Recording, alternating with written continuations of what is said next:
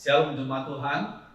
Pada saat ini kita kembali belajar firman Tuhan tentang karunia Roh Kudus bagian yang ketiga. Sebelum kita menikmati perjamuan kudus, kita akan mempelajari firman Tuhan terlebih dahulu. Mari kita berdoa.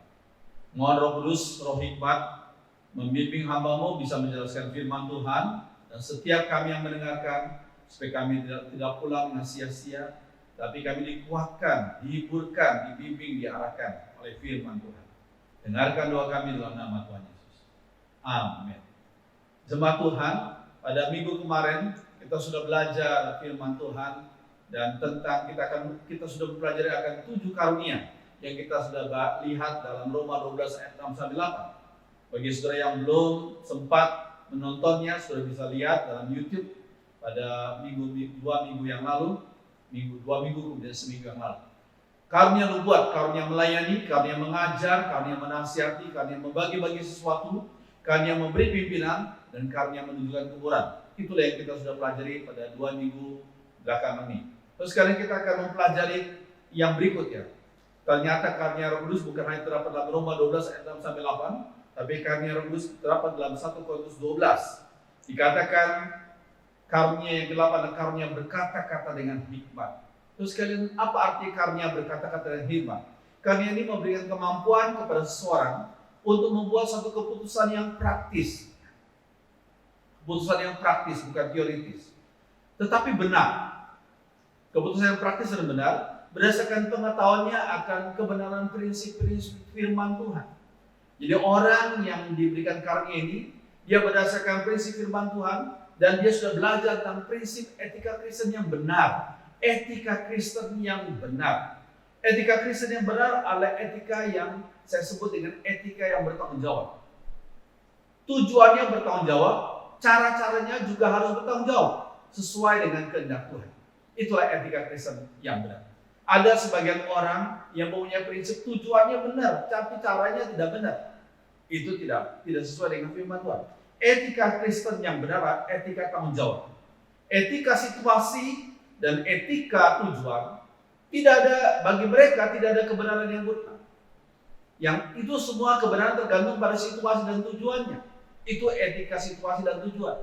Jadi ambil contoh, bohong itu belum tentu salah. Lihat situasinya, lihat tujuannya. Nyuap itu belum tentu salah. Lihat situasinya, lihat tujuannya. Jadi bagi etika situasi dan tujuan, tidak ada kebenaran yang mutlak. Tergantung situasi dan tujuan. Terus kalian, kalau kita mempelajari, ada sebagian orang coba mengurus IMB gereja. Tujuannya baik, mengurus IMB gereja, tapi dengan cara menyuap sini dan sana. Mereka bilang, kan tujuannya baik untuk umat Tuhan beribadah, tapi caranya tidak sesuai dengan kehendak Tuhan. Itu namanya etika tujuan. Itu namanya etika situasi.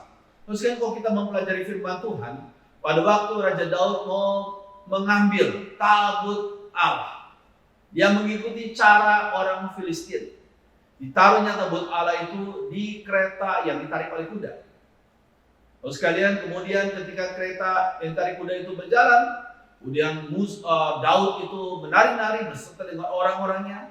Lalu ada Uza di situ sekalian, dan juga teman-teman.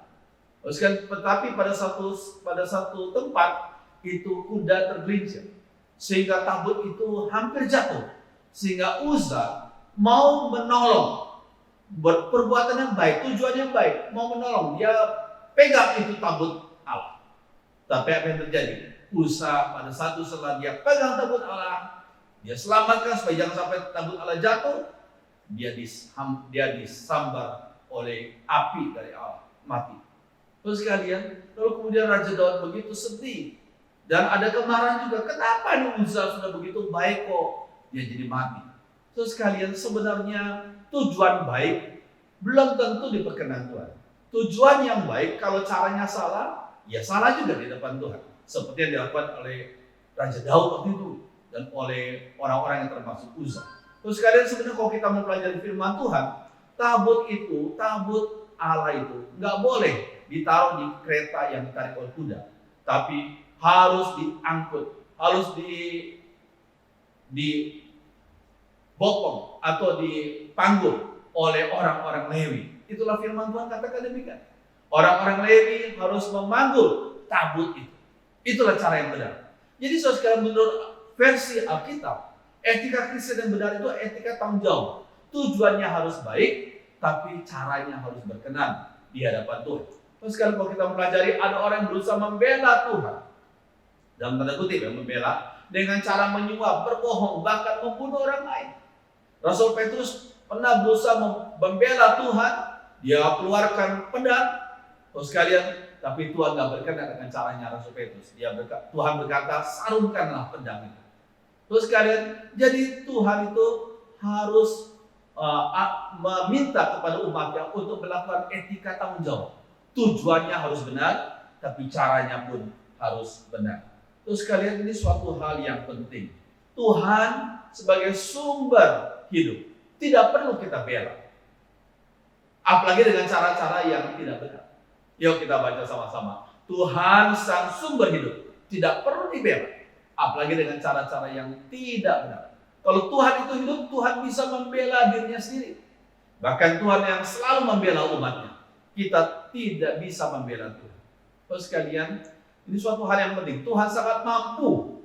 Beliau sangat mampu membela dirinya sendiri.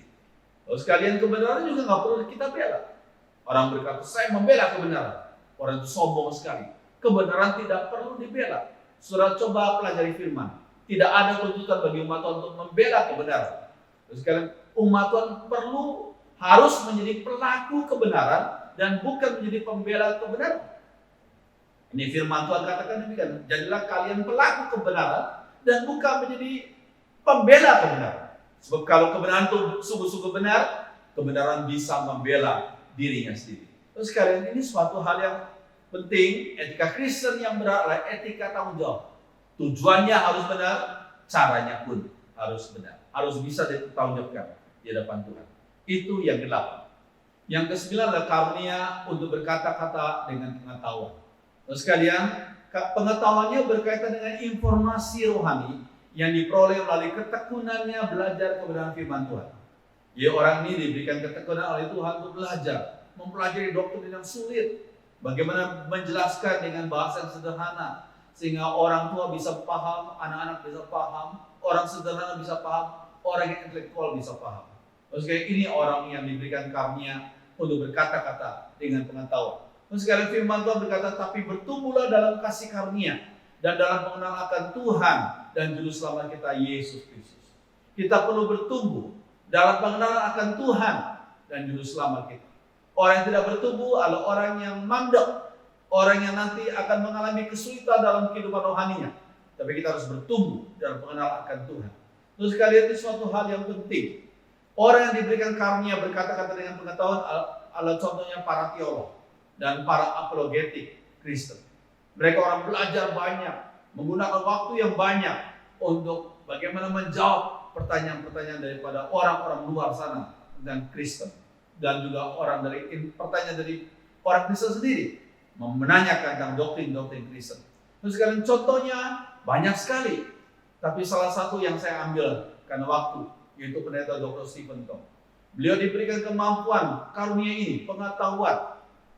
Umur 17 beliau bertobat, setelah itu beliau belajar, kemudian beliau mempunyai satu sistem otodidak, belajar sendiri yang luar biasa. Dan beliau diberikan 2 gelar honoris causa, 2 gelar doktor honoris causa dari luar negeri. Dan memang pengetahuannya luar biasa. Lewat pelayanannya ke berbagai negara di seluruh dunia, beliau menjawab pertanyaan dari orang-orang yang non-Kristen, orang-orang yang dipengaruhi oleh komunisme, orang-orang yang dipengaruhi oleh berbagai macam aliran filsafat yang di luar Kristen. Dan banyak orang bertobat lewat pelayanan hamba Tuhan. Puji Tuhan. Beliau bukan hanya diberikan karunia dalam hal teologi, tapi diberikan pengetahuan dalam hal arsitek, dalam hal filsafat, dalam hal musik, dalam hal bahasa. Ini satu bakat yang banyak, tapi bakat yang diurapi Roh Kudus sehingga menjadi karunia Roh Kudus. Terus kalian, ini contohnya. Tetapi kalau kita mempelajari firman Tuhan, ada juga berkaitan dengan karunia pengetahuan ini, ada pengetahuan yang sifatnya supranatural. Tidak dipelajari, tapi dikarunia langsung dari Roh Kudus. Terus sekalian contohnya adalah Nabi Elisa.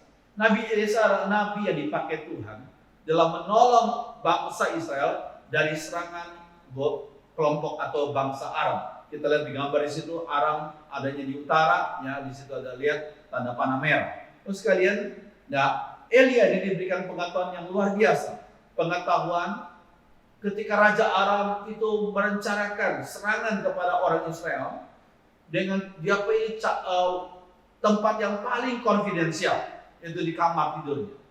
Dan Elisa tidak nguping istilahnya. Dia hidup jauh daripada Raja Aram. Tapi dengan kuasa Tuhan, dia mampu. Apa yang sedang dibicarakan oleh Raja Aram, dia tahu. Dan Tuhan memberikan pengetahuan supranatural kepada hambanya ini. Sehingga setiap kali rencana Raja Aram diketahui oleh Raja Israel. Karena Elisa memberitahukan hal itu. Sehingga akhirnya Raja Aram pikir ada pegawainya yang membelot kepada orang Israel. Tapi akhirnya bawahannya berkata tidak ada yang membelot. Semua setia kepada Raja Aram. Tetapi mereka berkata ada seorang nabi namanya Elisa. Nabi di Israel.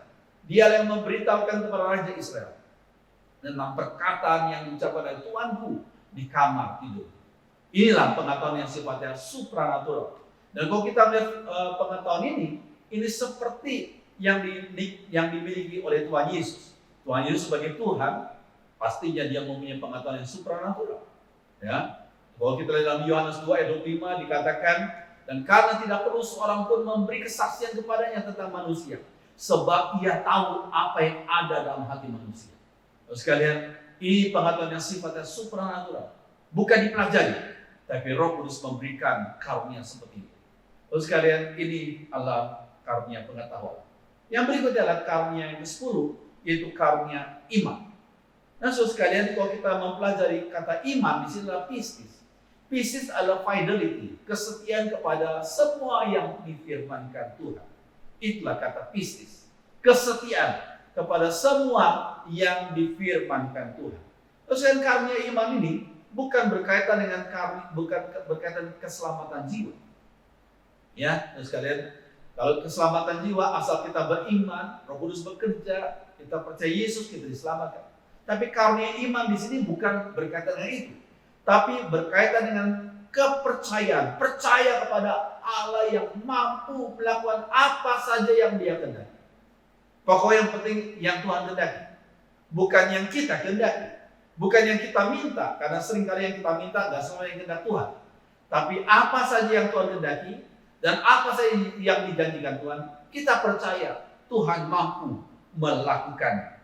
So sekalian, ini penting. Kalau kita melihat Tuhan yang Maha Kuasa itu sebagai contoh daripada karunia ini, Tuhan itu bagaimana menolong umat. Terus kalau kita melihat dalam firman Tuhan, kita bisa mengetahui Tuhan yang Maha Kuasa itu pelindung para anak yatim piatu dan para janda. Dalam Mazmur 64 ayat 6 dikatakan bagi Bapa bagi anak yatim, itu Tuhan ya, orphans, yatim piatu, dan pelindung bagi para janda. Itulah Allah di kediamannya yang kudus.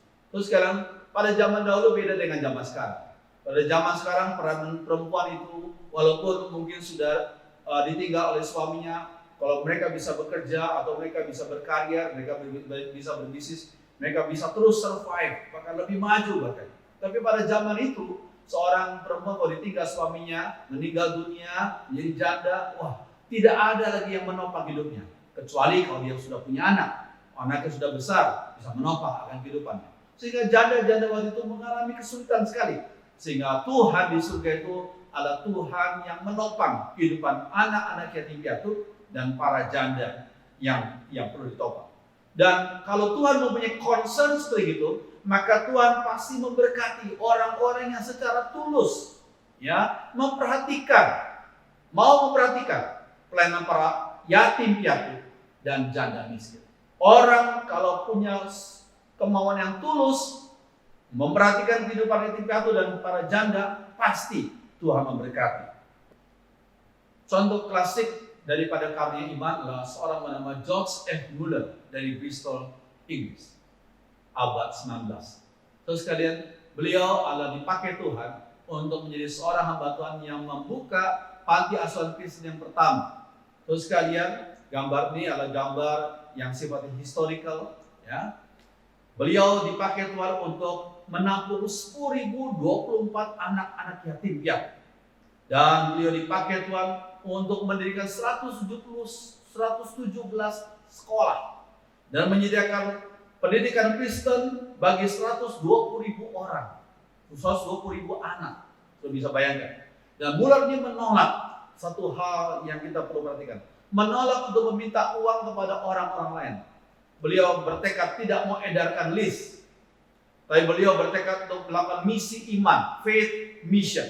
Ya, ia hanya berdoa dan mengajarkan semua anak asuhannya untuk bersyukur dan berserah kepada Tuhan. Ini prinsipnya. Ia yakin Tuhan pasti sediakan segala kebutuhan mereka. Sebab ia yakin pimpinan Tuhan, karena Tuhan untuk memperhatikan akan anak yatim dan memperhatikan akan janda-janda yang miskin. Sehingga kalau orang dengan tulus hati mengerjakan hal ini, misi ini, maka Tuhan pasti memberkati. Pada satu kali dalam ceritanya, itu saatnya untuk mereka makan pagi, tapi makanan habis. Tetapi Muller berkata, kumpulkan semua anak, taruh, biarkan mereka duduk di depan piring. Piringnya nggak ada makanan, piringnya semua kosong. Kemudian Muller berkata, ini saatnya kita mau makan, ya lapar ya. Ayo kita sama-sama bersyukur kepada Tuhan, karena Tuhan pasti tahu kebutuhan kita semua. Ya pimpin doa, ucap syukur, walaupun di depannya nggak ada makanan. Ada anak bengong, tapi karena bapak mereka membawa mereka untuk berdoa, ya mereka berdoa. Pak Muller berkata, bersyukur Tuhan sediakan kebutuhan.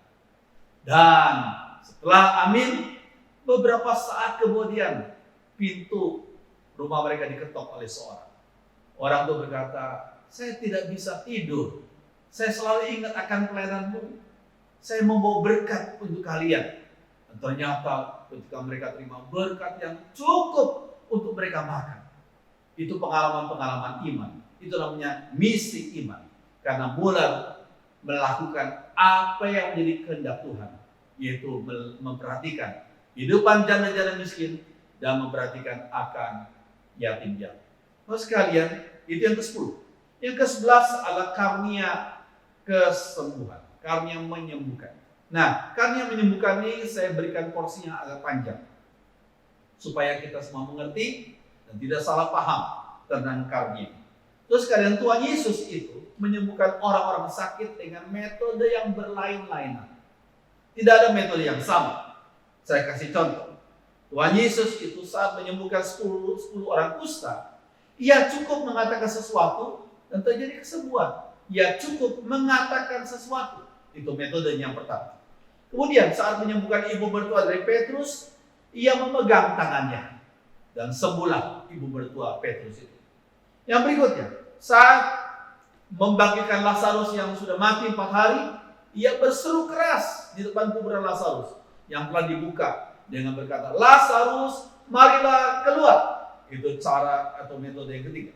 Terus sekalian berikutnya, saat menyembuhkan orang yang buta sejak lahirnya, Yesus mengaduk tanah dengan ludahnya, memoleskannya pada mata orang itu, lalu menyuruh orang itu mencuci kedua matanya di kolam Siloam. Itu cara yang lain lagi, metode yang lain lagi.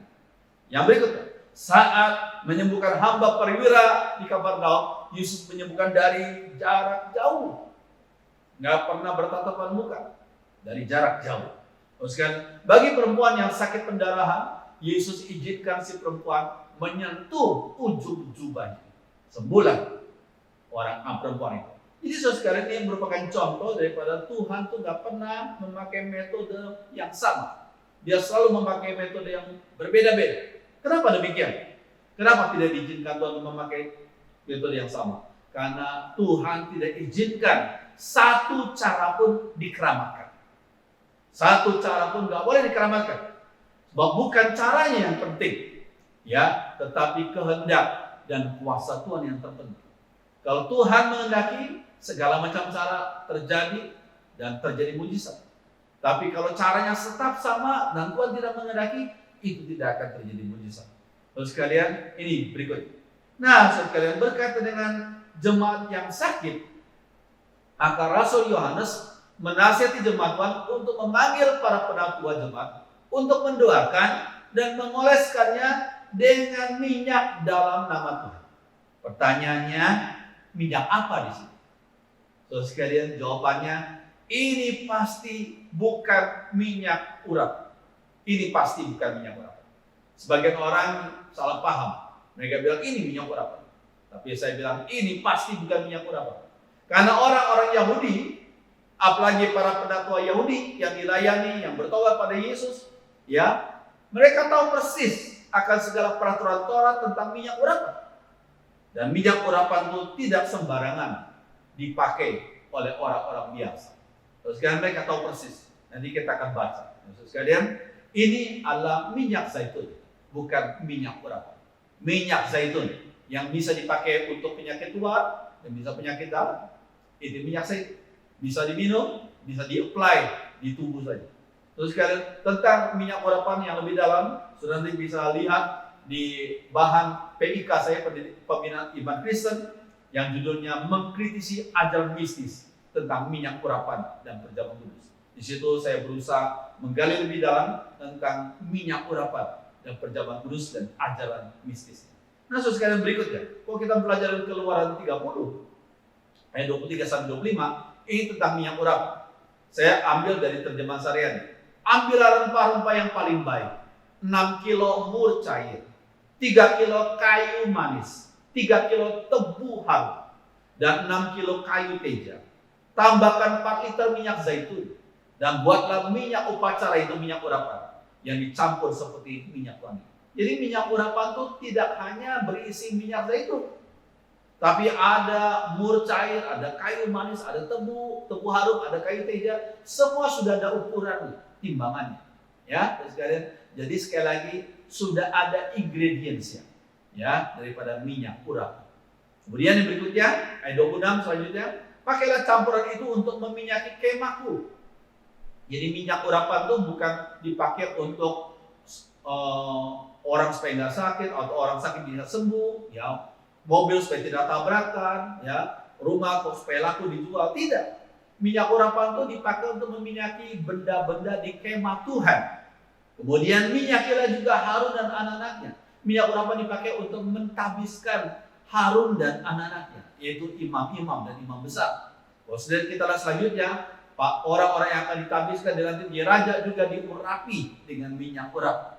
Ya, dan lihat yang coklat itu. Minyak itu tidak boleh dituangkan ke atas orang-orang biasa. Jadi sekalian, orang Yahudi tahu persis peraturan ini. Ya, penatuannya apalagi, ya, sehingga mereka yang sudah jadi Kristen, mereka nggak akan melakukan mengapply dengan minyak urapan karena mereka tahu itu dilarang oleh Tuhan. Minyak itu tidak boleh dituangkan ke atas orang-orang biasa. Jangan membuat minyak semacam itu dengan memakai campuran itu juga. Jadi nggak boleh. Ya, Tuhan larang itu campuran-campuran yang sudah Tuhan tetapkan. Minyak itu suci dan harus dianggap sebagai barang suci. Orang yang membuat minyak semacam itu atau memakainya untuk orang yang bukan imam tidak lagi dianggap anggota umat. Itu firman Tuhan katakan. Jadi saudara sekalian, kembali kalau kita mempelajari dalam Yakobus 5 itu pasti bukan minyak urapan, tapi itu adalah minyak zaitun. Terus kan kemudian kita lihat dalam Markus 6 ayat 13. Dikatakan dalam terjemahan kita, dan mereka mengusir banyak setan dan mengoles banyak orang sakit dengan minyak dan menyembuhkan mereka. Terus sekalian, sebenarnya ini terjemahan yang kurang pas. Ya, kalau kita mempelajari firman Tuhan, setan itu cuma satu. Setan atau iblis itu cuma satu. Yang banyak adalah roh-roh jahat, daimonia. Ya, terus sekalian, nah kalau kita lihat di situ, dalam terjemahannya minyak. Minyak apa itu? Tapi kalau lihat dalam terjemahan Saryani, ya, bahasa Indonesia terjemahan Saryani, kita melihat di situ ada yang lebih jelas. Pengikut-pengikut Yesus itu mengusir banyak roh jahat, daimonia, mengoleskan minyak zaitun. Itu jelas, minyak zaitun pada orang sakit dan menyembuhkan mereka. Terus sekalian, nah kalau kita melihat kembali kepada Yakobus 5 ayat 14 yang kita sudah baca. Sebenarnya apa sih makna minyak dalam Yakobus 5 ayat 14 itu? Terus sekalian, menurut satu tafsiran yang terkenal. Sudah sekian lama ini, sedunia terkenalnya. Namanya pulpit commentary. Ada sekitar 24 buku, satu set penyanyi lama dan penyanyi baru. Dikenal di seluruh dunia. Ya, pulpit commentary. Pulpit commentary ini memberikan penjelasan dua arti daripada minyak dalam Yakobus 5:14. Dikatakan pertama, minyak menunjuk pada pengobatan yang biasa dilakukan pada waktu itu dan pada zaman sebelumnya. Yang menyatakan pengobatan yang biasa dilakukan pada waktu itu zaman sebelumnya. Kalau kita lihat dalam Yesaya 1:6, dari kepala sampai telapak kaki tak ada yang sehat pada badanmu. Kamu penuh bengkak-bengkak, bilu-bilu dan luka-luka. Luka-lukamu itu belum dibersihkan atau dibalut. Tidak juga diobati dengan minyak. Minyak apa? Ya minyak zaitun. Ya, karena minyak zaitun dipakai untuk pengobatan bagian luar tubuh juga. Terus sekalian kalau kita melihat dalam Lukas 10 ayat 34, orang Samaria yang baik itu, ketika dia lakukan pertolongan kepada orang yang hampir mati itu, ya karena dirampok, maka didekatinya orang itu lalu membersihkan luka-lukanya dengan anggur dan mengobatinya dengan minyak. Minyak apa? Ya minyak zaitun. Lalu membalut luka-luka itu. Terus kalau umat Tuhan tidak dilarang untuk menggunakan obat-obatan yang juga alat Tuhan untuk kesembuhan. Jadi memakai minyak zaitun itu obat-obatan, itu herbal, nggak apa-apa. Ya, karena obat-obatan alat Tuhan juga untuk kesembuhan dan kesehatan manusia. Itu makna pertama daripada minyak dalam Yakobus 5:14. Terus kan makna kedua, yaitu minyak di situ adalah simbol daripada Roh Kudus yang memberi kekuatan dan penghiburan bagi umatnya, khususnya si sakit. Terus kan simbol Roh Kudus. Terus sekalian kalau kita mempelajari, saudara sekalian, namun yang terpenting adalah doa yang dipanjatkan dalam iman. Ya, simbol itu minyak. Ya, tapi yang disimbolkan sudah dicurahkan pada hari Pentakosta 2000 tahun yang lalu. Berarti yang simbol itu nggak perlu lagi. Yang penting Roh Kudusnya yang sudah dicurahkan 2000 tahun yang lalu pada hari Pentakosta. Ya, jadi sebenarnya Roh Kudus menguatkan orang yang sakit itu, membuat dia diteguhkan imannya. Itu penting. Nah, terus kan, tetapi yang terpenting bukan minyaknya, yang terpenting adalah doa yang dipanjatkan dalam iman. Dikatakan doa yang lahir dari iman akan menyelamatkan orang sakit itu, dan Tuhan akan membangunkan dia. Dan jika ia telah berbuat dosa, maka dosanya itu akan diampuni. Terus sekalian, jadi yang terpenting adalah iman itu. Dan kalau kita mempelajari, kita ingat kata iman berasal dari kata pistis, yang berarti kesetiaan pada kehendak Allah. Jadi orang yang beriman, orang yang tidak memaksakan kehendaknya sendiri, tetapi percaya pada kehendak dan pimpinan Allah yang terbaik dalam hidupnya. Dia tidak mendikti Allah, dia tidak memaksa Allah, tapi dia mau taat, obedience pada kehendak Allah, taat saja. Itulah orang yang beriman, yang mau taat dan percaya bahwa kehendak dan pimpinan Allah yang terbaik bagi hidupnya. Terus kan, ini suatu hal yang penting. Nah, kalau kita melihat karunia kesembuhan itu, Tuhan dapat datang secara langsung dari Allah melalui cara yang supranatural, yaitu kesembuhan ilahi yang kita tahu. Namun kesembuhan itu dapat pula datang dari Allah melalui cara-cara yang sifatnya medis. Ya, jangan alergi terhadap hal-hal yang medis, karena itu merupakan anugerah Tuhan kepada manusia. Terus kalian, Timotius itu dinasihati Paulus untuk minum sedikit anggur, jangan banyak-banyak. Kalau banyak-banyak bisa jadi mabuk anggur. Sedikit anggur, sehingga dapat mengobati pencernaan yang terganggu. 1 Timotius 5:23. Terus kalian, anggur kalau sedikit jadi obat. Ya, itu yang dilakukan oleh Timotius. Terus kalian, kalau kita mempelajari akan pengobatan atau pertolongan bagi perempuan-perempuan yang baru saja melahirkan, khususnya di kalangan orang Tionghoa. Kalau mereka baru saja melahirkan, biasanya orang tuanya atau mertuanya kasih makan ayam arak. Arak itu kan minuman keras, tetapi dalam ukuran yang tidak banyak, malah memberikan kekuatan, memberikan kehangatan bagi tubuhnya, sehingga luka-luka bekas operasinya atau luka-luka bekas melahirkan itu bisa cepat sembuh, cepat kering, dan kemudian memacu akan supaya asinya bisa dihasilkan dengan baik, itu arak. Makanya dikatakan ayam arak jahe, ya. Itu merupakan pengobatan herbal, tapi baik untuk kesehatan kita. Terus kalian kalau kita mempelajari firman Tuhan, Lukas itu seorang dokter medis. Dia sering menemani Paulus dalam perjalanan misinya. Ya, kalau dia menemani Paulus, sudah tentu ia juga memberi pertolongan medis bagi sang rasul. Ya, dalam Kolose 4 ayat 14 dikatakan, salam kepadamu, ya, dari tabib Lukas, dokter Lukas yang kekasih dan dari Demas. Ya, berarti tabib atau dokter Lukas mendampingi Paulus. Ya. Kemudian kalau kita lihat 2 Timotius 4 dikatakan hanya Lukas yang tinggal dengan aku. Itu kata Paulus.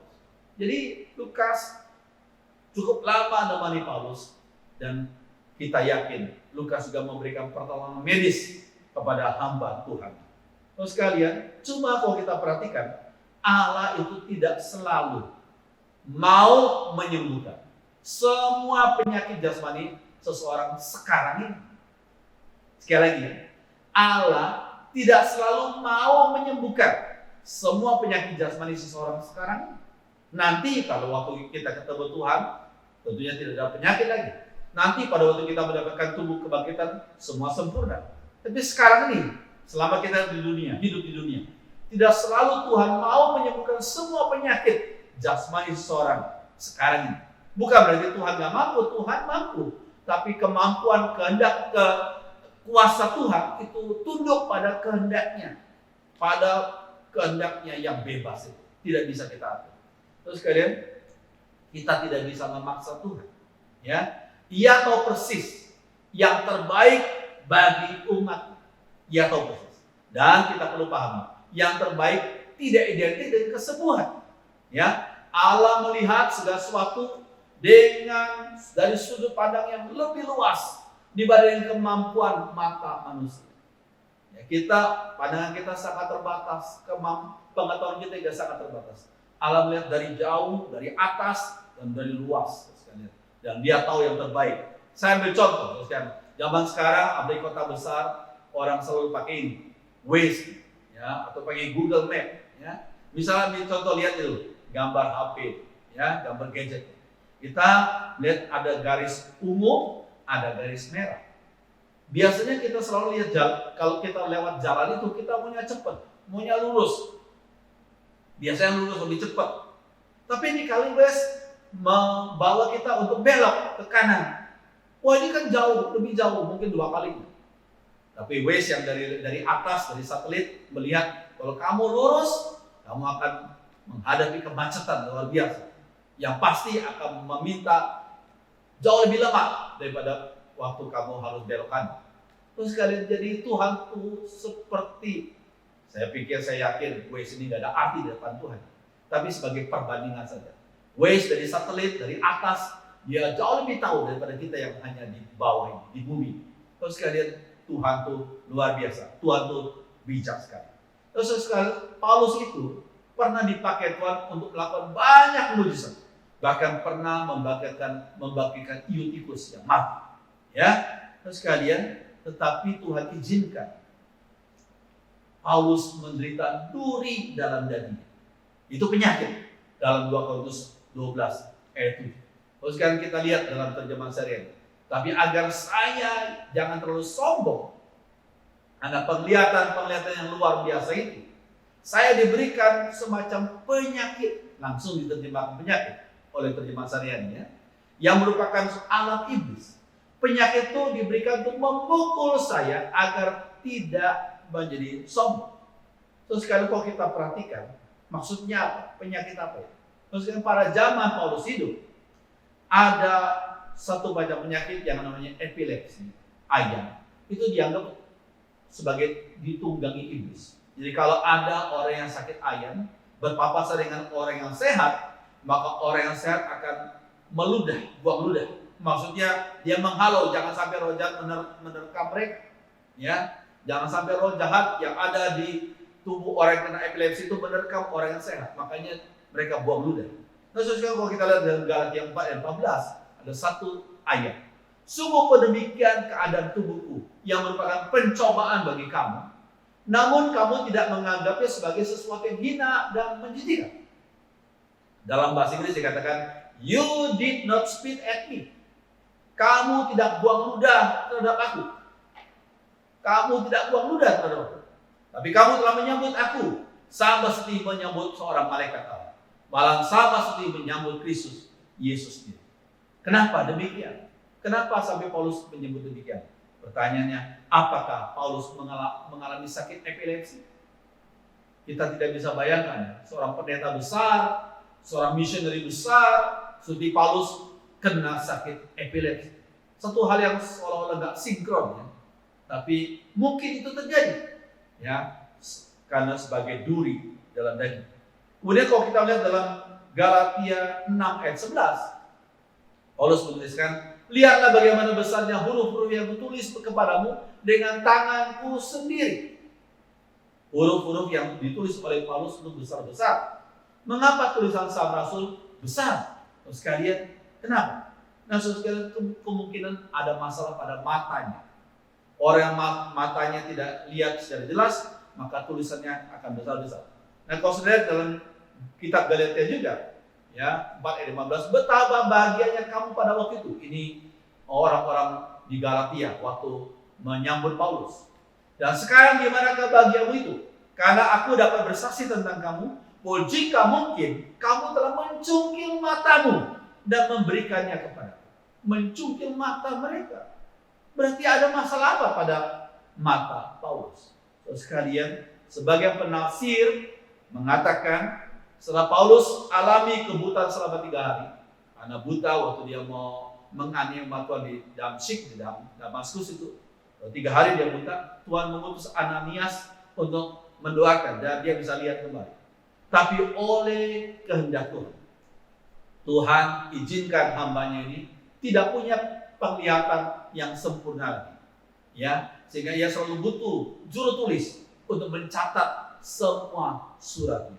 Terus dan kalau terpaksa Paulus menulis dengan tangannya karena ada hal-hal yang penting, maka huruf-huruf besar yang dia lakukan. Ya, terus sekalian, karena ada kelemahan pada kedua matanya. Terus sekalian, kalau kita perhatikan, inilah penyakit daripada Paulus. Kemudian kita bertanya, mengapa Tuhan izinkan Paulus alami duri dalam daging? Terus sekalian, katakan dengan kasih karunia-Nya, Tuhan ingin cegah sang rasul agar tidak jatuh ke dalam dosa kesombongan. Ini yang namanya racun untuk membunuh racun. Ini pengobatan orang Tionghoa pada zaman kuno. Kalau orang kepatuk ular, itu racun dari bisa ular. Dia harus memakan makanan ubi-ubian yang beracun. Tapi harus dia makan. Itu namanya racun dari ubi-ubian itu membunuh racun dari ular yang berbisa. Dan dia bisa sembuh. Terus kalian, Tuhan izinkan duri dalam daging, penyakit itu sebagai racun. Ya, untuk membunuh racun dalam hati Paulus. Itu kesombongan. Paulus itu pernah mengalami penglihatan yang luar biasa. Waktu dia hidup di dunia, dia pernah dibawa oleh Tuhan ke surga. Bayangkan, rasul besar seperti Paulus hanya sekali dapat kesempatan dibawa ke surga. Ya, Rasul Petrus tidak, Rasul Yohanes atau Rasul Yakobus tidak selama hidup mereka, ya. Tapi Rasul Paulus diberikan kesempatan untuk dibawa melihat surga. Kalau bagaimana kalau pendeta tertentu yang mengklaim saya pulang balik, pulang pergi, ya, bumi surga. Dia klaim, tapi nggak ada saksinya, dia hanya klaim saja. Paulus sebagai rasul besar hanya mengalami 1 kali kesempatan, ya, mendapat penglihatan luar biasa, dibawa ke surga. Terus kalian, nah, sebagai manusia yang lemah, Paulus bisa saja jatuh dalam dosa kesombongan. Dosa kesombongan itu dosa yang besar, sekalian. Karena Lucifer itu jatuh dalam dosa kesombongan, menilai diri lebih tinggi daripada yang seharusnya. Seperti dia mau jadi seperti Allah yang disembah, dia pun sama mau disembah. Karena kecantikannya, kehebatannya, kepintarannya. Hanya Tuhan hukum dia. Tuhan hukum Lucifer dengan membawa anak-anak buahnya. Terus kalian, the daimonia, the demons. Terus kan Tuhan izinkan Paulus menderita duri dalam daging untuk membuat hambanya rendah hati. Ini penting sekali. Sulit sekali membuat orang dia rendah hati, apalagi orang yang sukses untuk membuat dia rendah hati, sulit sekali.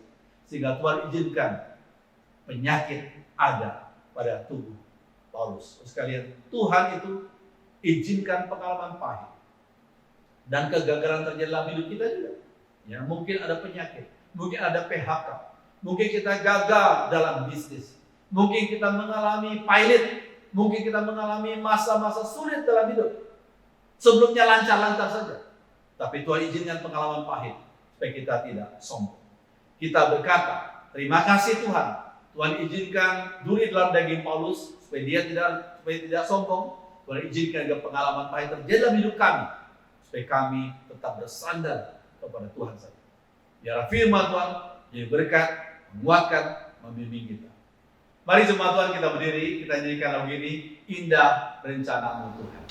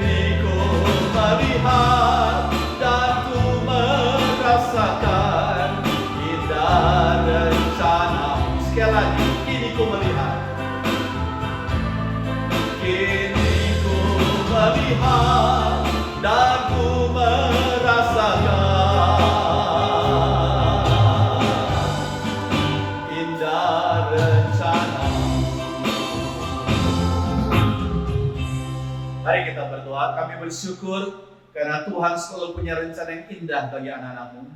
Walaupun waktu kami merasakan satu hal yang tidak enak, tidak nyaman. Tapi seperti duri dalam daging Paulus, untuk membuat dia rendah hati, Tuhan izinkan kegagalan terjadi untuk kami rendah hati, selalu bersandar kepada Tuhan. Terima kasih, firman-Mu sudah hamba-Mu sampaikan, menteraikan dalam hati kami, dan mampukan kami melaksanakannya.